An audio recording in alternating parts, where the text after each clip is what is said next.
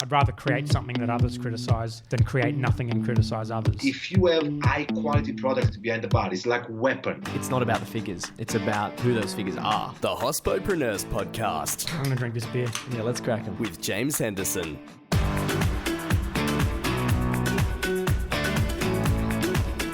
Hello and welcome to episode 55 of the Hospopreneurs Podcast. On the show today we have another duo, Danny, Andrade and Will Sharpe. We get into broad topics like the creative process behind refining coffee flavor profiles and what a good coffee is, as well as some technical aspects of the coffee industry like Q grading and quality assurance. You'll be very surprised to hear what Will has found in his beans before.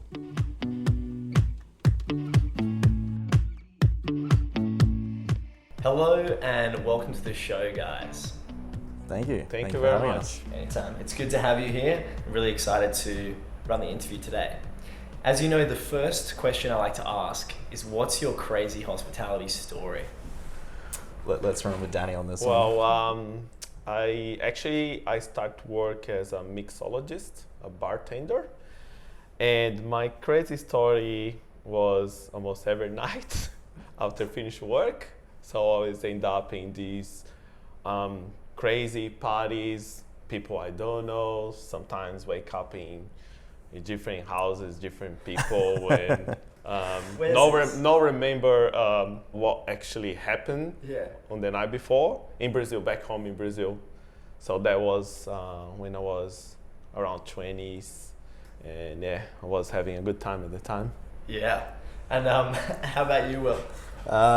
So probably the craziest thing that's happened to me in hospitality, I'm working on the floor in this restaurant and serving coffee at the time, honestly. And this is sort of before my coffee career really took off. But so I'm serving coffee to these customers, and on the other side of the customers is like this gate fence. Just as I'm putting coffees down on the table, this fully grown, probably in his late 30s man just jumps over the fence, crashes onto the table, gets up, sprints past me, pushing me out of the way, and then into the restaurant's toilets. Shortly after, I get up quickly, stunned, not too sure what on earth just happened. Whoa. And then 2 police officers jump over the fence, chasing him into the bathroom and arrest him straight there and then. But the most craziest, unexpected thing to be doing, I'm serving coffee and then that happens. So, wow. Yeah. I like that. Yeah, I remembered it just before. I was like, oh, I love that stuff. That is good. You don't have to tell that, but have you got another story that's just like something you've seen, heard, experienced in the industry, whether it's coffee, booze, doesn't have to be incriminating, doesn't have to be you, could be something you've heard from someone else. Anecdote. Well, that happens back home in Brazil as well. This particular customer always come at the same time, have a coffee, use the toilet for 40 minutes, 50 minutes, and then go to work. And we start to realize he's leaving a lot of toilet paper inside the bathroom. I don't know why, and we didn't really understand what he was doing there. So the manager at that time talked to him. What are you doing there? It's like, because he's using a lot of toilet paper, and actually it's blocking in the bathroom, and he disappeared after that, and nobody knows what he's doing. If he was, doing something not cool and different, yeah. Maybe he was embarrassed. Yeah. Maybe. Poor guy. Yeah. Yeah. Maybe it was your drinks. Maybe it was your coffee. Maybe. Yeah. That's right. Let's hope not. Awesome. So look, the question I like to ask after a crazy story is why you do what you do. So maybe Danny first. Tell us on a macro level why you do what you do. When you have that moment in your life, just like love at first sight. The first time I tasted a specialty coffee, which was back home in Brazil, the first sip just changed my life. I was like, wow, this is something I never had before. I didn't know coffee tastes like that. I want my life be around coffee. and I really start working on my life around coffee. Just I want to learn about coffee. I want to be around people work with coffee. I want to networking, and I need to go to different country and learn more about everything about coffee, about people working for this amazing industry. That's a great answer. That's why I do what I do, because I love what I do. Fantastic. Will, Yeah. why do you what you do? What is it that inspires you about this industry? Yeah, I think like Danny really hit the nail on the head. But I think it's funny when I speak to people who are in the industry who work in similar roles that we do. And Danny and I've only been working together for 8 months or so, but we both had the same sort of experience in coffee, which is you have this coffee one day and it's like no other coffee you've ever had, and it's like I had no idea coffee could taste like this. That was my experience of this coffee, and I just went, that's incredible. I just didn't think that this was coffee. And I was actually working with coffee at the time too. So I was already in the industry, but I think it solidified it for me, like this is what I'm gonna do. And then it broadened a greater question of why does it taste like this? And then when I asked that question, I knew I was gonna go along a journey that would be very difficult to answer. But in the process, it's taken me along this path of understanding what it is I'm doing now. In that discovery, yeah, I've opened up to a world of people and connections. And then I've met other people like Danny who have had that exact same experience, and then we just connect and vibe on it. We might have very different approaches to coffee. We might come from different backgrounds, different countries, but we share the same common goal to have that experience again of I had no idea coffee could taste like that. Yeah. So, yeah. Yes, I that resonates with me in it being this. It's very experiential. Yeah. And this industry is incredibly experiential. It's the only. I've said this on the show before. It's the only art form that engages all 5 senses. Yeah. That's Correct. what's so magical about it. Yeah. Is no other art form does that, and that's what's incredibly powerful. So that's what I love about it. We can express ourselves. And more than that, taste coffee just brings people together. Coffee has this power to bring people together. It's flavor. Like to us, flavor is like a language that we use, and it like can be experienced and communicated by everybody, and that's what we're looking for in coffee. Yes. Is that understanding the flavor and then communicating that to each other. So when you say you're looking for the flavor, understanding the flavor, communicating the flavor, what is it that you're looking for in a coffee? That's a Danny question. Well, for myself, what I'm looking when I drink a coffee is if that coffee has a perfect balance. So balance, we're talking about sweetness, acidity, aftertaste, body, and overall flavor. So when you have a particular coffee for a particular country, like Brazil, you expect have the basic flavors from that particular country. Like Brazil, you're gonna have like that chocolate flavor, nutty flavor. So you know that sort of flavor you're looking for. But the hardest thing for a producer, for a barista, is to produce a balanced beverage, which is very hard. We chase that perfect cup of coffee every day. We think we never will get there because you're chasing something completely perfect. I don't know if perfect exists in the coffee industry, so we're chasing to get close to the perfect, but that's what I'm looking for. I'm looking for that coffee has a close to perfect balance, let's say that all those variables working together: sweetness, acidity, bitterness, overall flavor, aftertaste. But perfection, you know, it's like beauty in that it's in the eye of the beholder. So how do you find what the perfect cup of coffee is? I have that question before, and the perfect cup of coffee, that one you enjoy every day, because they're going to be different. They're going to have different characteristics.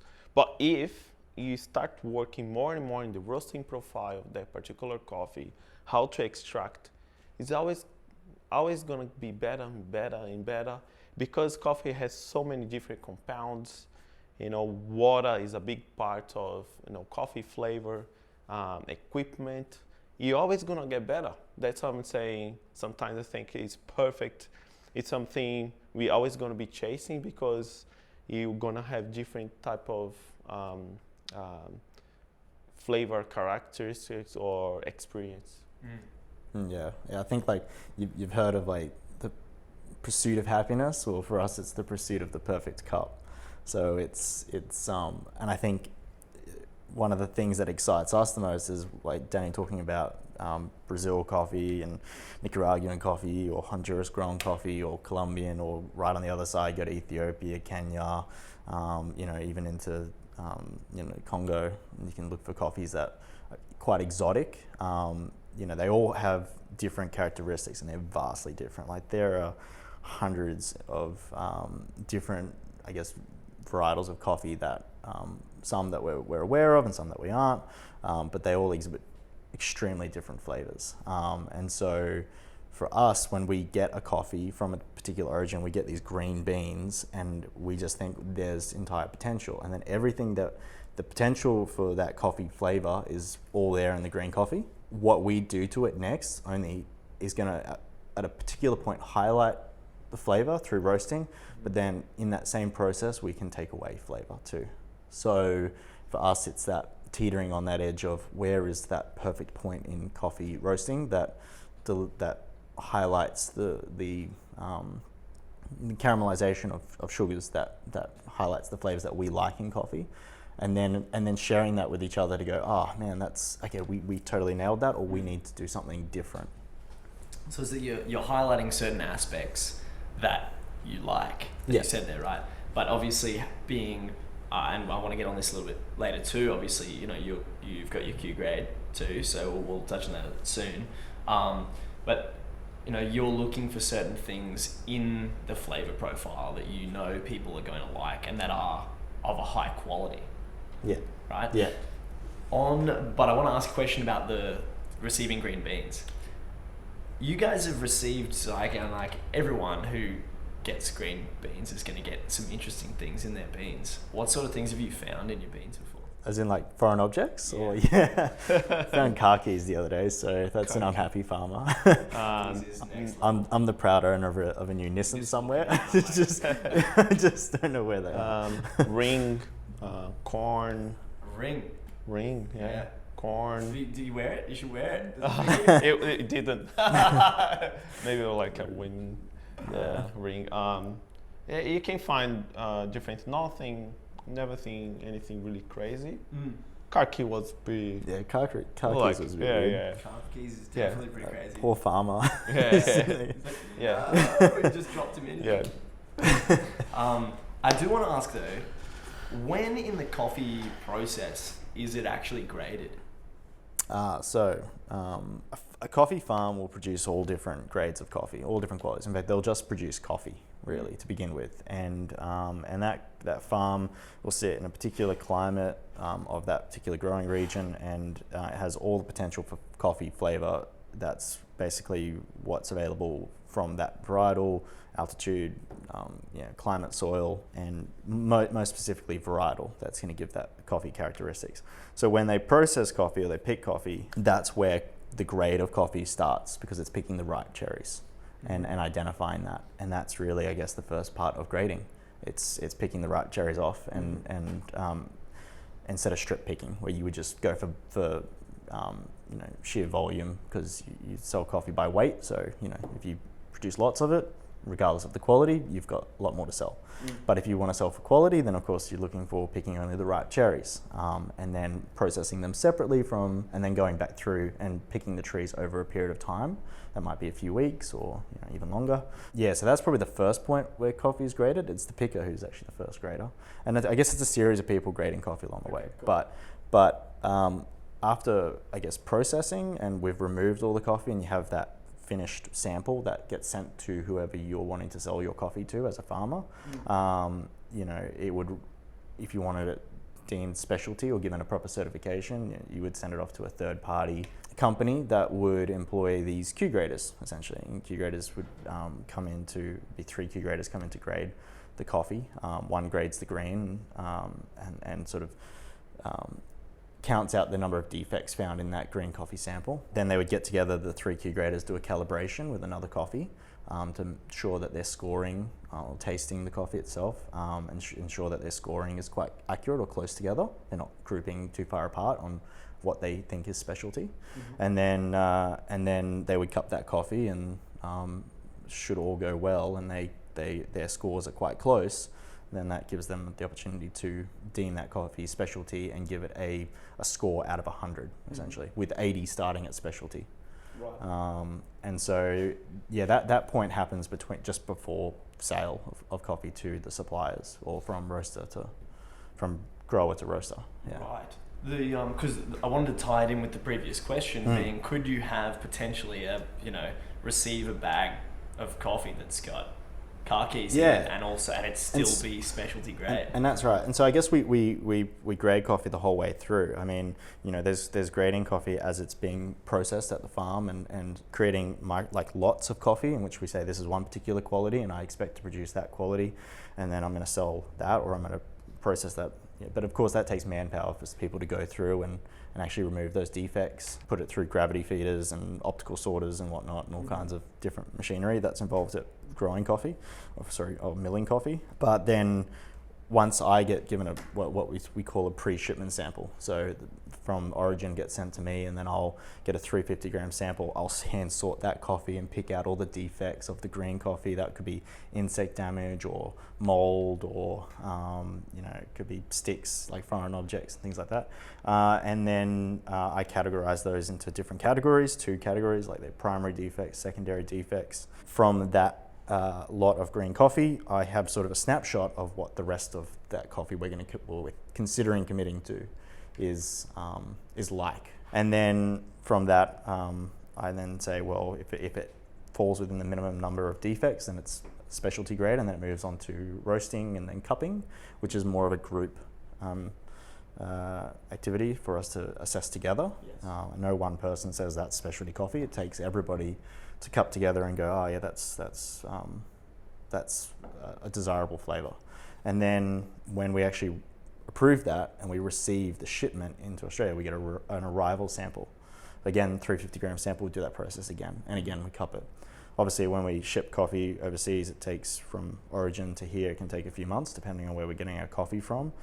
And coffee being a living thing, it's still a seed, and it's been processed, even dried, but it's been dried to a point where it's still, the endosperm in the seed is actually still alive. And it's like its DNA of the seed itself, and it wants to, it's pretty much in a hibernated state. It needs oxygen, it needs to, it still needs basic things to live and be a cellulose raw material. And then of course, over that 3-month period, being in the hot shipping container or something like that, its quality can decline. And so checking that arrival sample to make sure that the cup profile is still the same as when we cup the pre-shipment is really important. So I guess that's more of the technical side of grading coffee. And it's a constantly working thing. And there's so many variables, like such as shipping, like the supply chain, that can affect coffee quality. So Danny and I's role, developer, is really monitoring that, and of course looking for suppliers that have the grade of coffee that's high enough that we know that is going to maintain that supply chain. That's really important to us. Correct. It's interesting because what you've just described is just like summarize that is I think of a term that you used last time I met with you guys outside the show, which was you mentioned crop to cup. Yeah. Oh yeah. Tell us a bit about crop to cup and what that means to you. So crop to cup it's straightforward. It's everything happened from a coffee farm all the way to the consumer. So we looking for work for this particular coffee farm, this particular producer, because they produce a particular flavor we want to work with, and have the traceability all the way when you receive your cup of coffee. So we work very close with some of our coffee farmers and producers, and we track every step until get to us. And then from here, myself and we working new different blends, tasting the coffees, work close together with the roasters to find a particular roasting profile for the particular coffee or the particular blend, run a series of tests in our machines, different waters, to make sure when the consumer have that coffee, they're gonna enjoy and there will be like a good quality cup of coffee. Because coffee is all about experience. Just enjoy a cup of coffee. We're not looking for, how can I say, we're not looking for to change the industry. We just want to make a good cup of coffee. And so that program, Crop to Cup, is just it's a program we can trace, and the quality of every step is gonna give to us a product when you give to our customers. That sort of product we know what we be serving. How has something like blockchain, have you looked at how blockchain might be able to be introduced into that sort of process? Obviously it's this, it had a huge surgence last year with Bitcoin, etc. But then since then people have talked a lot about how it can be implemented with those sorts of systems and processes. Have you looked at how that might be able to be used to track that crop to cup process? Yeah, I mean, I'm not an expert in blockchain or how it works or how it affects us in coffee, but I know that it's definitely something that has traction at the moment in the coffee industry, especially in supply chain. May have heard that our supply chain coordinators would be looking to have blockchain within our own supply chain, but it's not really like something that we necessarily deal with directly. As coffee roasters, we're not importers. So what we really establish as a roaster is a direct relationship with a farmer. So that's knowing the farmer. I literally have the phone number of, for example, our Brazil coffee. I could ring him up and say, hey, how's it going? I could talk to him about his quality measures and what's coming in the next container, or have that really open line of communication. But with actually getting the coffee to us, that's a very complex process. That involves borders, it involves customs, it involves especially all the things that can go wrong just in shipping alone. And so those sorts of things, that takes an entirely different company to put together. So our experience really just sort of stays idle from that. The most I deal with that is my pre-shipment sample, my arrival sample, and then trying to understand where in that supply chain did things go wrong, if they did, or what's working. So I guess we're not really the ones to answer that question. But, yeah, correct. But keep looking for an answer. Yeah, I'll get you in touch with Ashley, our supply chain manager. Awesome. Yeah, he's all over that sort of stuff. I'd like to know, obviously tasting so much coffee, you have to have an incredibly trained palate. So how do you go about training your palate? I think every day we train our palate. I usually wake up, and first thing I do in the morning, have a glass of water to clean my palate and have my filter coffee. I literally sit down on my sofa and enjoy the coffee as it is. I don't really think about anything. I just want to enjoy the coffee. And come to work is when actually I really think about to use my palate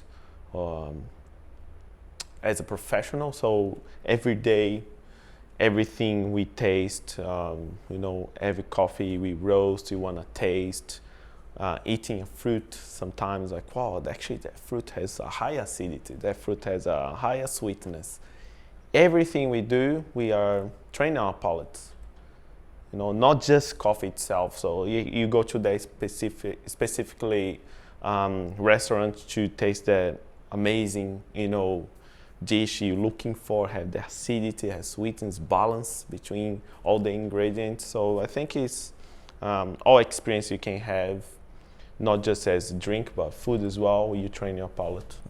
I think not many people know this, but what flavor actually is, and sort of how that works in your mouth a little bit. And it's quite simply that your tongue tastes, right? And taste is basically your sweet, sour, salt, and what we call umami, which is like your savory sort of flavor. Savory tastes. So, and that's what your tongue is perceptive to, and that's pretty much all it's picking up. But the actual flavor itself, the characteristic that's really unique, is a reaction that occurs more in the nasal passage. So it's a retronasal response. So when you put something in your mouth, munching it around, your taste buds will light up according to sweet, sour, salt, bitterness, and savory, and then of course, or umami, and then that retronasal, that breath you sort of bring in, all those aromas that you get working together gives you a perception of whatever it is you're tasting. In coffee, we have like 5 common acids, which is phosphoric, malic, lactic, acetic, and citric acid.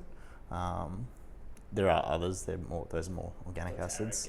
And those are what we find most pleasant, most desirable. And those acids in different coffees, they're present in different quantities in different coffees, especially according to varietal, how the coffee was grown or processed.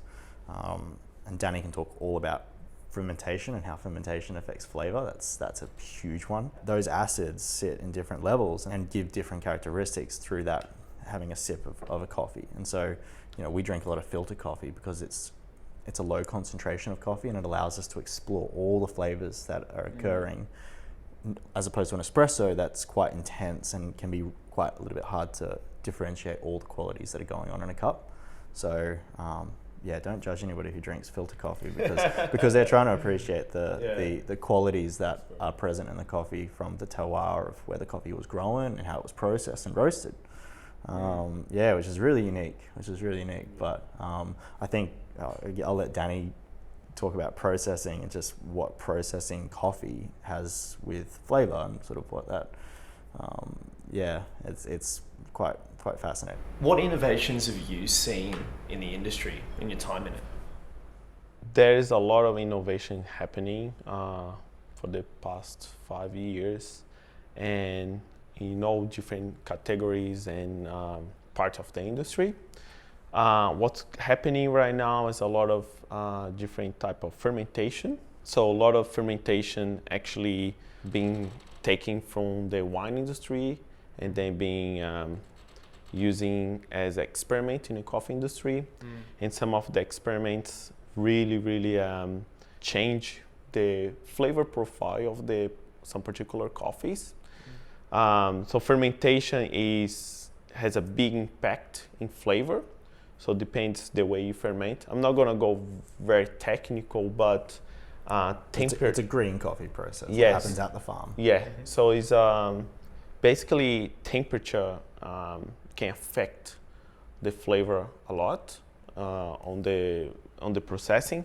So when you're talking about harvest the coffee and have different type of fermentation, like anaerobic fermentation or aerobic fermentation, which is using without oxygen or with oxygen. So we start growing different type of bacteria, and the bacteria start using the carbohydrate of the coffee cherries to feed themselves and create different acids, or lactic acids, acetic acid, and that is gonna impact a lot on the coffee flavor. After that, processing is, I think, what producers is going to start think about a little bit more. The way you dry your coffee. If you dry your coffee in a certain temperature, which is above 40 degrees, you start killing the embryo of the green bean, and then of course that coffee is going to have a lower shelf life.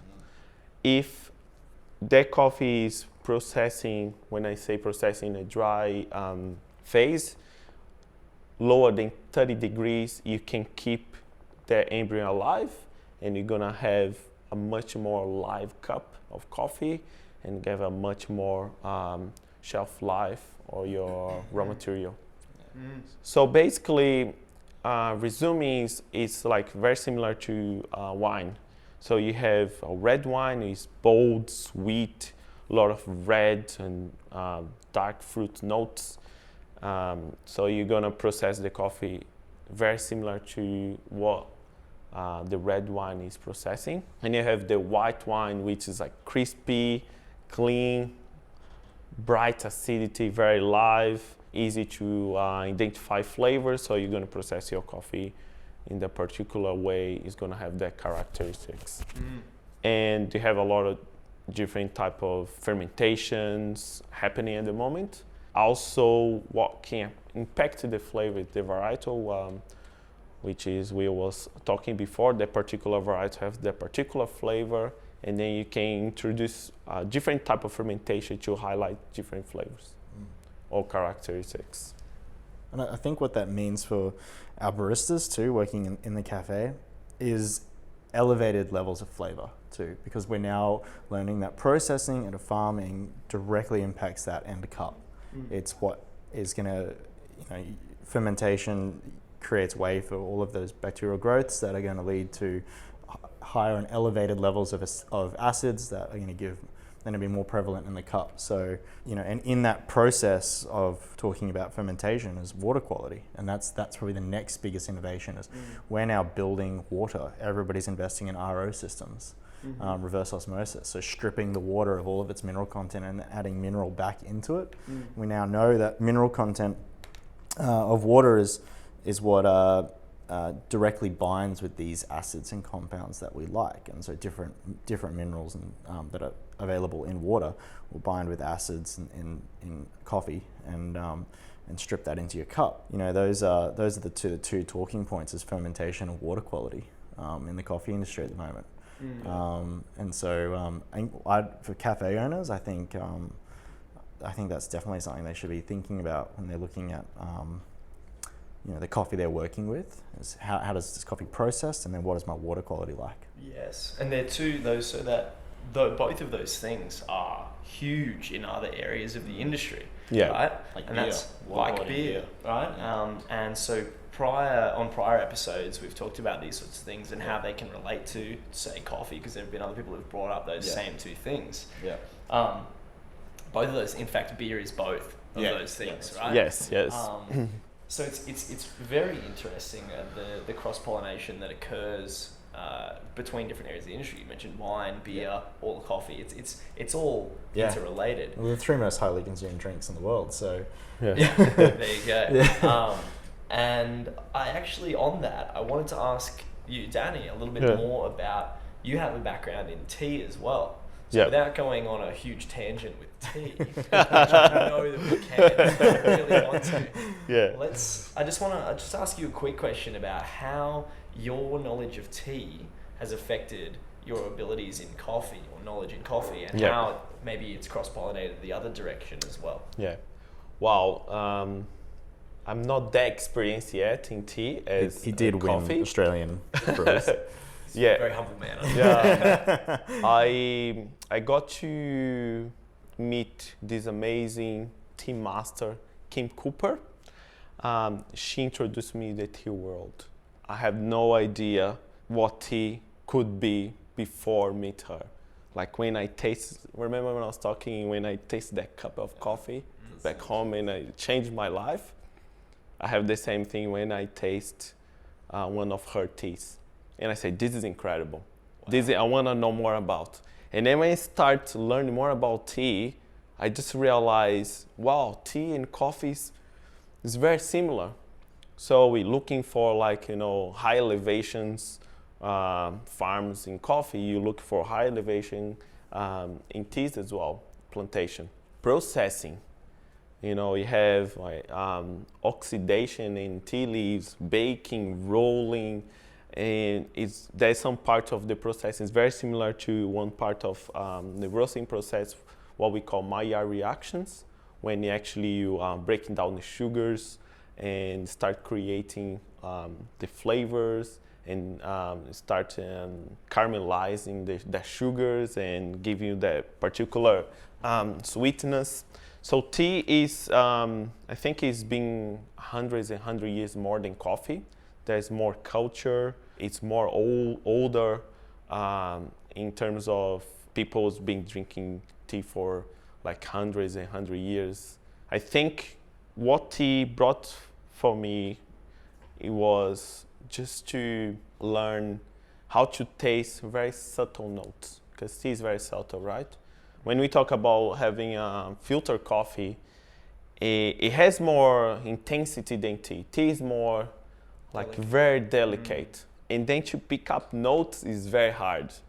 So you really need to concentrate, and it's like, wow, I can understand now how hard it is to someone have no idea what coffee could taste like. We start talking about, oh, this coffee tastes blueberry. What did you do? Just blueberry syrup in the coffee, and you taste that note. No, so when I taste that tea and I start tasting apricots and peaches, and it was incredible. I said, oh, what's this tea? I said, just this tea is from particular part of China, this particular varietal, this particular branch. And I said, wow, I have no idea tea is like that. So just in terms of helping me in the coffee industry, is more about experience and learn about more about different flavors and processing from the tea. Yes. I've just thought of this analogy where maybe tasting tea is like listening to someone whisper. Yeah. But a little bit, drinking coffee, listening to someone speak. Yeah.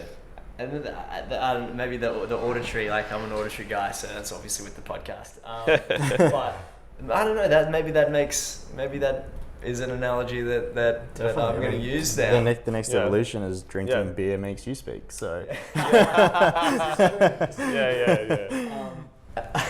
On that note of learning more about tea, what is it that you guys are learning about now individually? What are you learning about now? I guess always learning something in coffee, and again we're battling this climate change, and things are changing in the coffee industry. There are different challenges. We went from just learning how to make a cup of coffee through to now understanding what impacts flavor from the actual plant itself.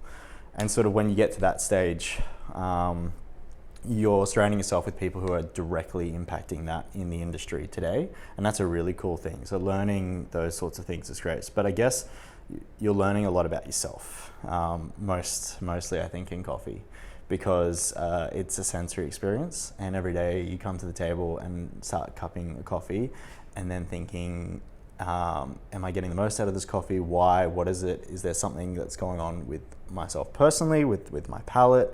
And where do I sit in my preference of coffee, and ensuring that I'm not, of course, imposing my own preferences on a flavor of a coffee.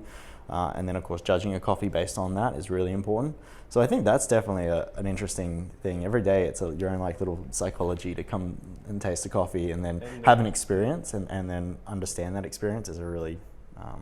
The other day we were just cupping a coffee from Yunnan, was it? Yeah, Yunnan. And we taste a completely different flavor. When we cupping coffee, we don't talk to each other, right? Because you don't want to impact the score. And just cup, I'm like, what flavor is that? What flavor is that? I never tasted this before.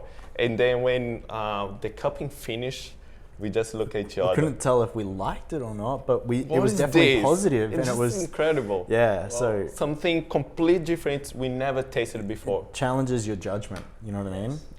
And it makes you wonder, well, where does this coffee now sit in the rest of the world of coffee? Especially when you're, I guess, an adjudicator of that. You really are saying, we're going to commit to this coffee and buy it because we think our customers would like it. Yes. Yeah. It's a bizarre thing to sort of now taste something that you're even unsure of, but you know that it's pleasant, but it's totally different to anything you've ever had. Yes. So... And that we liked a lot. Yeah. we really liked a lot. But we couldn't identify the particular flavor. Yeah. So there is much more we need to learn about coffee, because things happening there is as an accident, and then these different flavor pops out, and it's like, wow, how that happened? Yeah. What do I have to do to have that flavor now? Yeah, that's right. I have no idea. Yes. So in terms of your question, what I've been learning more, just go through that as well, is understand the customer. You have a cup of coffees, for us, we have that particular flavor, let's say raspberry and blueberry, And some of the customers actually, they like, oh, I don't actually like that.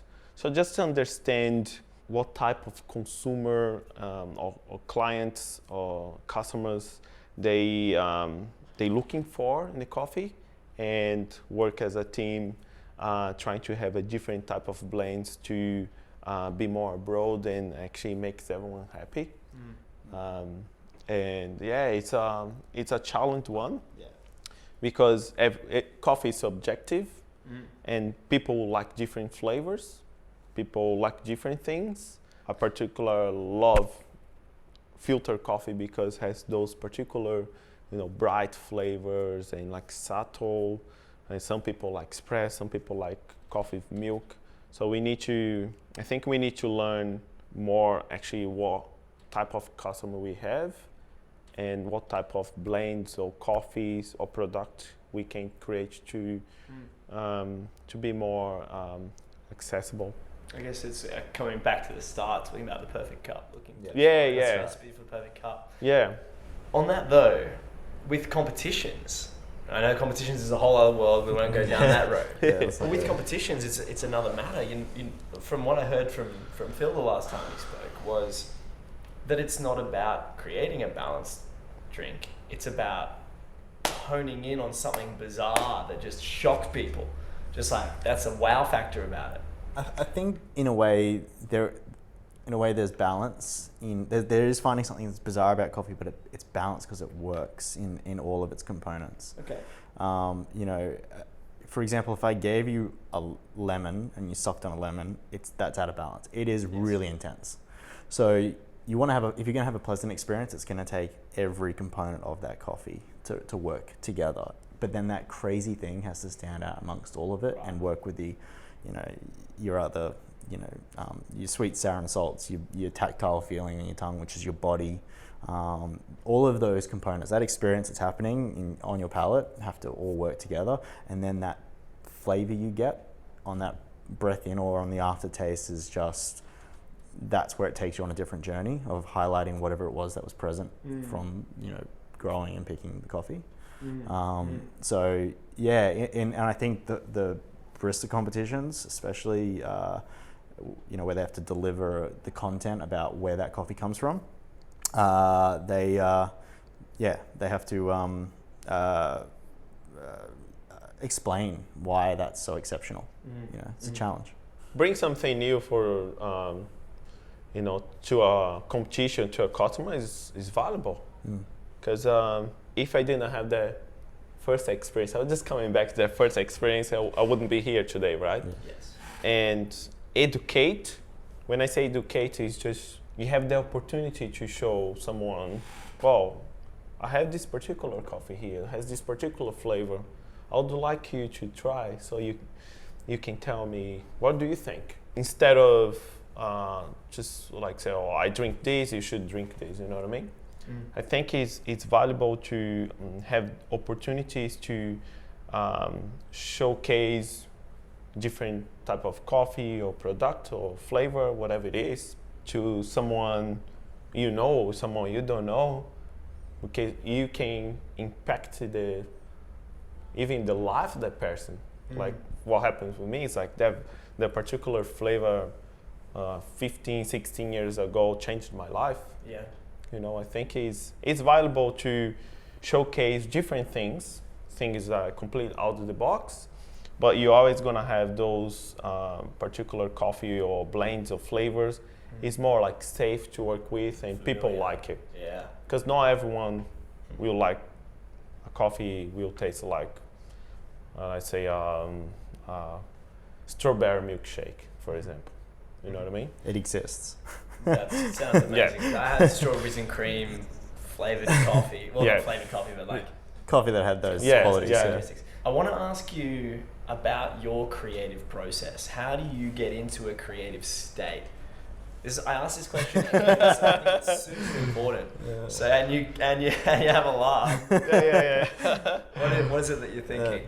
Because you seem to know what each other does. You do it together. Well, actually, my background is a musician. I was a musician back home as well. I think creativity is something very specific. You're born with that, and or you learn, of course, to how to progress, right? In the coffee industry, the creativity comes with experience as well. So more you learn about the orange of the coffee or the varietal, more you tasting coffee, different people, you become a better professional. So creativity comes to, in this case, experience, and try to experiment. Sometimes do something completely different. You know, talking about creativity, right?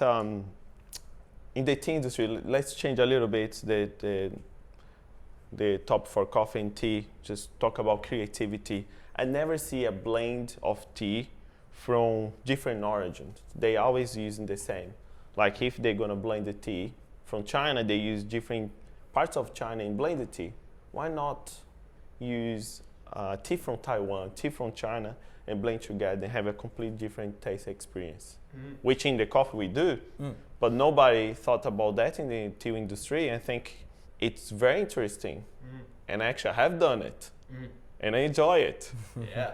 And I think just think about different things, and I don't know how to explain, but sometimes just comes like this, and you do something different. Watching Heston, for example, doing that crazy stuff, and you come up with like these ideas, and it's like, I'm gonna try to do this. And You got something to say there? Will? I was just gonna say, like, I go through the same sort of like motions as well. Like, it becomes I just got to do something different. Like, you get stuck in the same routine, and then it's like, nah, you just got to do something different.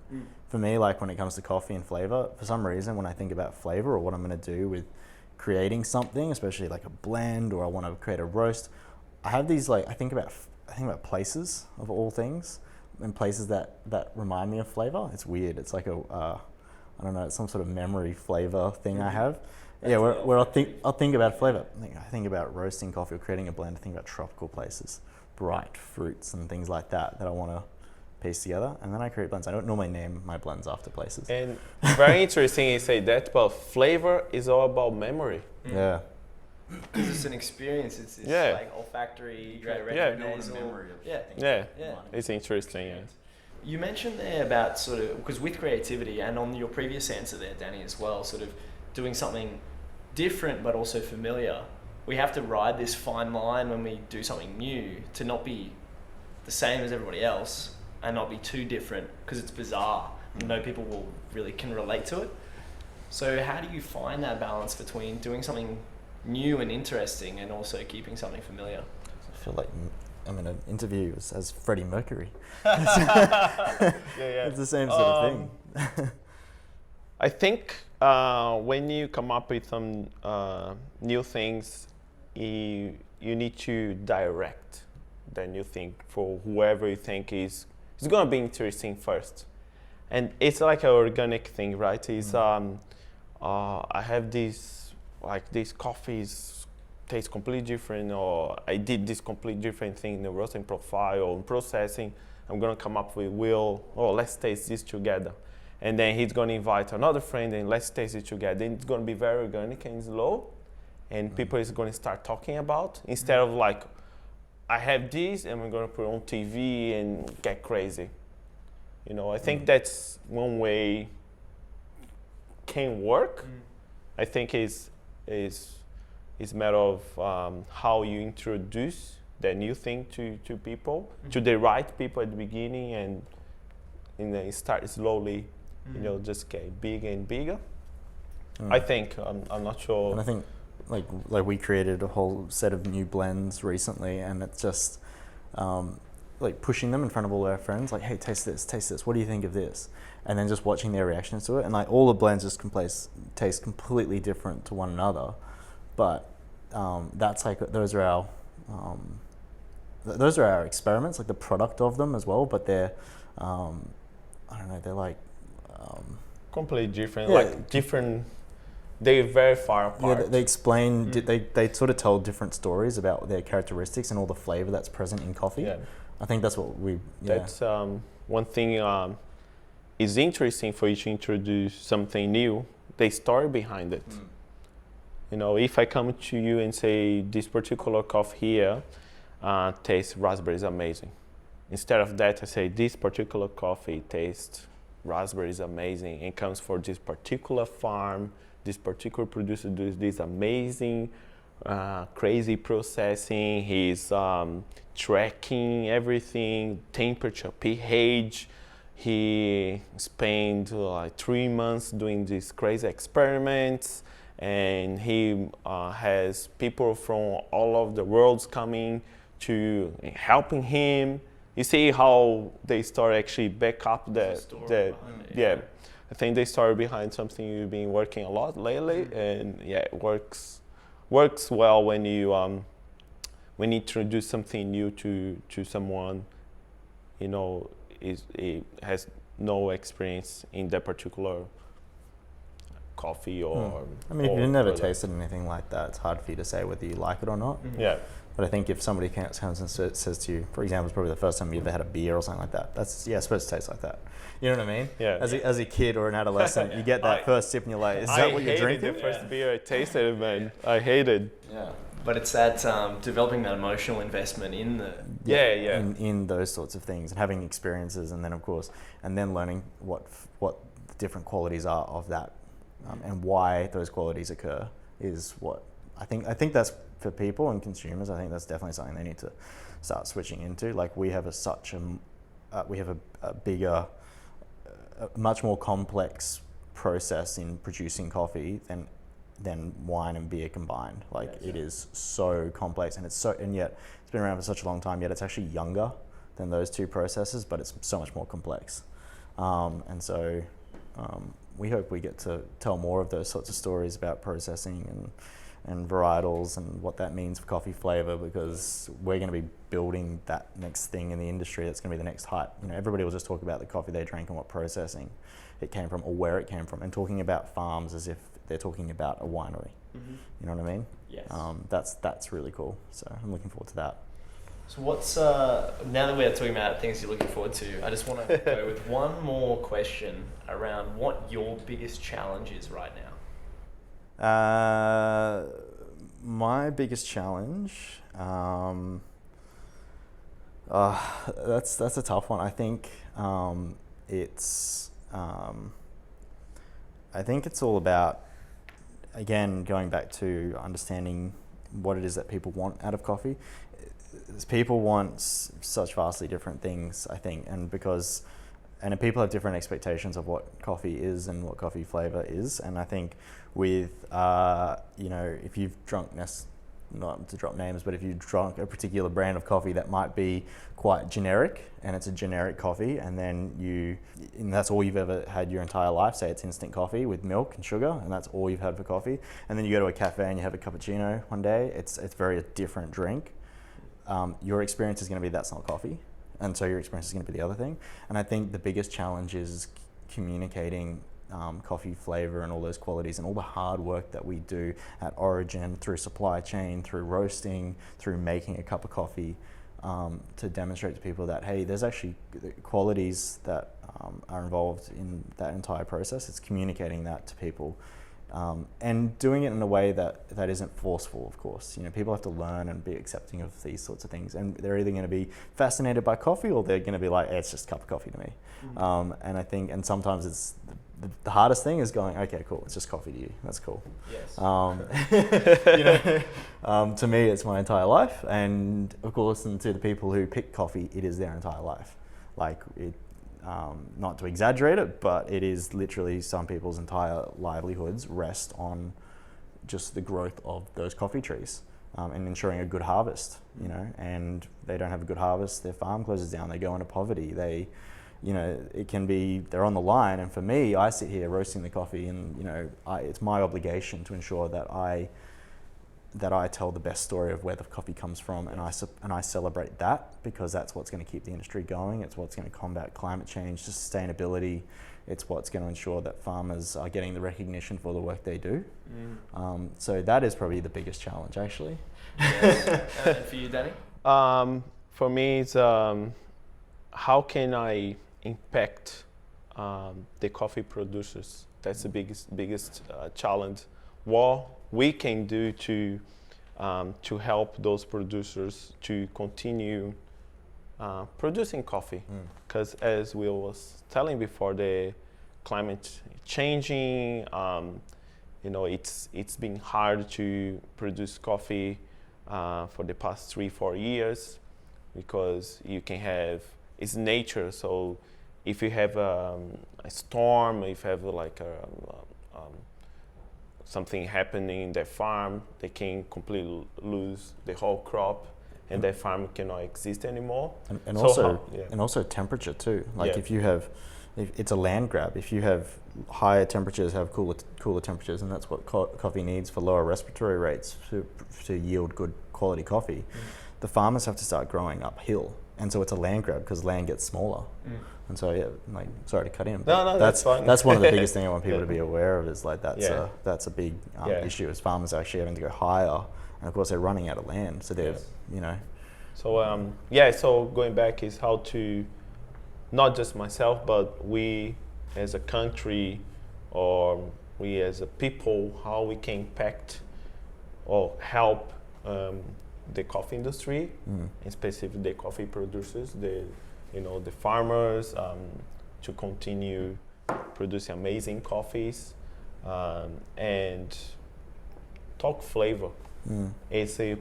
Coffee is very subjective, and I think my challenge sometimes, I go to different places, and the people has different experience, and then you start talk about this flavor I never heard before, in a different language, and it's just beautiful. It's just beautiful going and have experience with different people in different country. So a challenge at the moment is like we don't have that time and to go and visit coffee farms, but we starting planning our journey next year. Yes. Have some amazing stuff happening, and we're looking forward for even the next catch up with you as well. Absolutely. Yeah. And on that note, thank you very much for the episode today, guys. The show today was produced by Angus Brennan. If you'd like to know more about hospopreneurs, for advice, insights, and extra content, find us at hospopreneurs.com. Thanks for listening.